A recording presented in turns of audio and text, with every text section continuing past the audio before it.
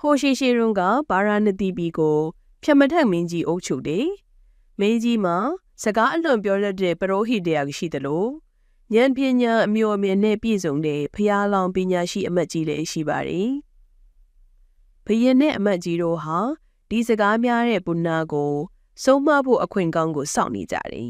။တနေ့မှမင်းကြီးတိုင်းခက်လက်လက်ရင်အောက်ပိုင်းမတန်ဆွမ်းနဲ့စွန့်အားသူတယောက်ကိုတွေ့ရတယ်။သူဟာညောင်ပင်အောက်မှာ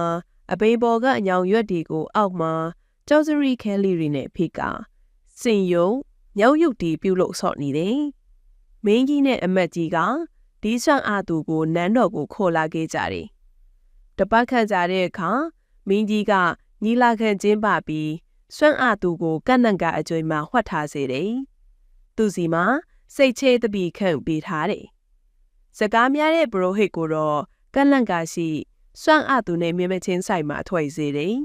။ညီလာခံမှာပရိုဟိကြီးကစကားပြောတဲ့အခါသူ့ပါဇက်ဟာတိုင်းကန့်လန့်ကနောက်ကစွန့်အားသူကစိတ်ချတုံးလေးတွေကိုသူ့ပါဇက်ထဲပစ်ထည့်နေတယ်။ပရိုဟိကြီးကစကားပြောရတာလောနေတော့ပါဇက်ထဲစိတ်ချဝင်နေမှန်းသတိမထားမိဘူး။ညီလာခံပြီးသွားတဲ့အခါပညာရှိအမတ်ကြီးကပရိုဟိကိုခေါ်ပြီး